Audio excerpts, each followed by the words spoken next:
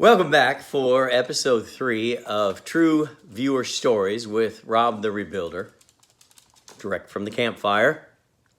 This week's story comes to us via email from a viewer who is to remain anonymous. And our story is set in the year 1970, and at the time, our viewer was 17 years old. Let's get straight into it. Growing up, my dad worked at the local grocery store for as long as I could remember. Back then, grocery stores were not the behemoths they are now, where you can buy olive oil on aisle 27 and get your oil changed in your car on aisle 28. Quite the contrary.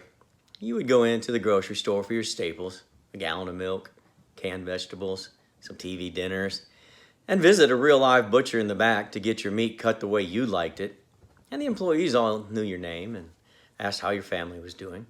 A real mom and pop grocery at its level best. My dad started like most young men did back then, sacking groceries and stocking shelves. My dad was a particularly hard-working man with little time for nonsense, but plenty of time to do the job right.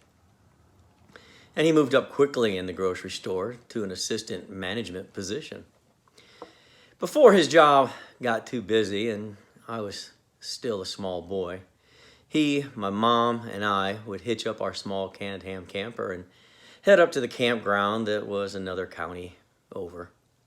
Not a big trip, but certainly far enough for a small family to consider it a small vacation.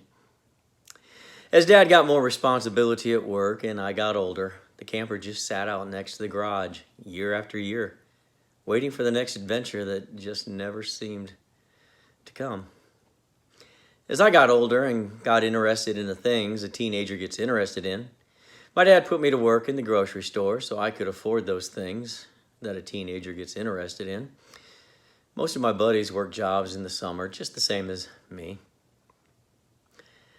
As my friends and I were sitting around one day looking for an adventure, we had an idea for us to get away from the toil and restriction of our jobs and our bosses telling us what to do all day.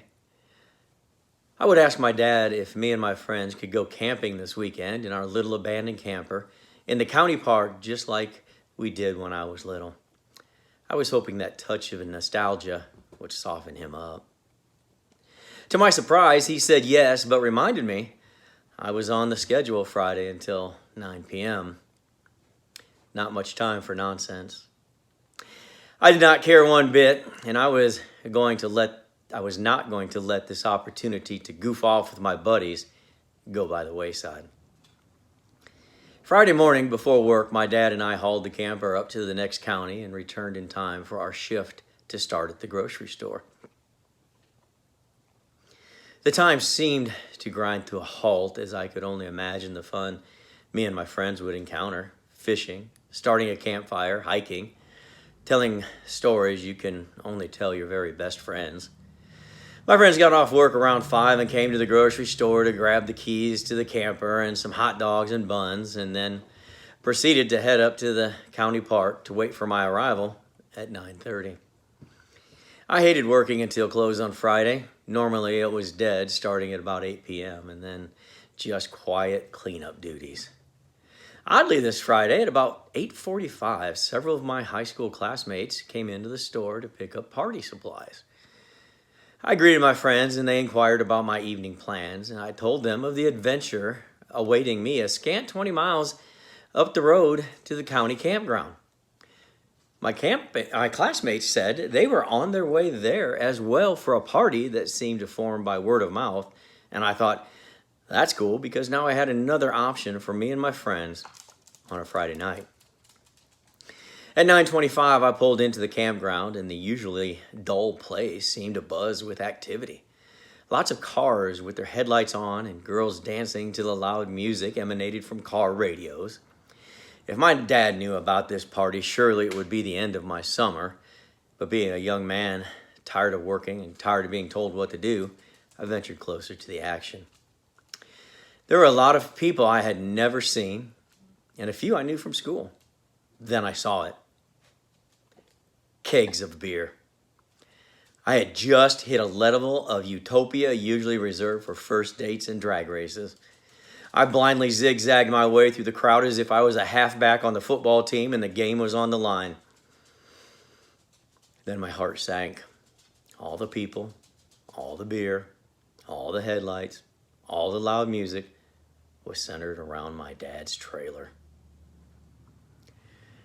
There had to have been 20 people I didn't know, including my buddies, inside our camper that was built for a family of 4. I panicked, but what could I do? I might just as well enjoy my last night on Earth. After all, this was my party. Later on, Sunday, as my parents were at church, we limped the old canned ham back to her station by the garage, and I hoped for the best. I went to work and prayed that everything would work out. When I got home, my mother was cooking Sunday dinner, and my father was watching the football game.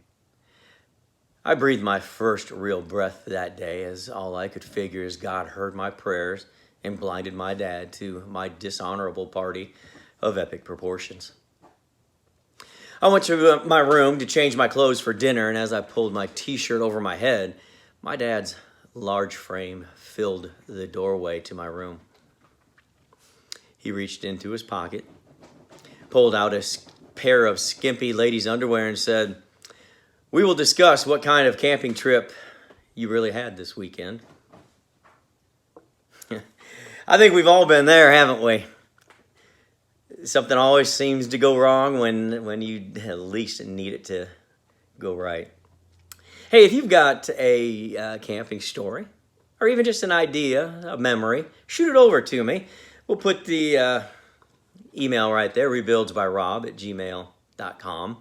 I'd like to read more of your stories out. This is a lot of fun for me, and I hope that you enjoy listening to them. I hope you guys had some really good holidays. And I'll be back in a couple of days with some camping tips. I appreciate you guys stopping by.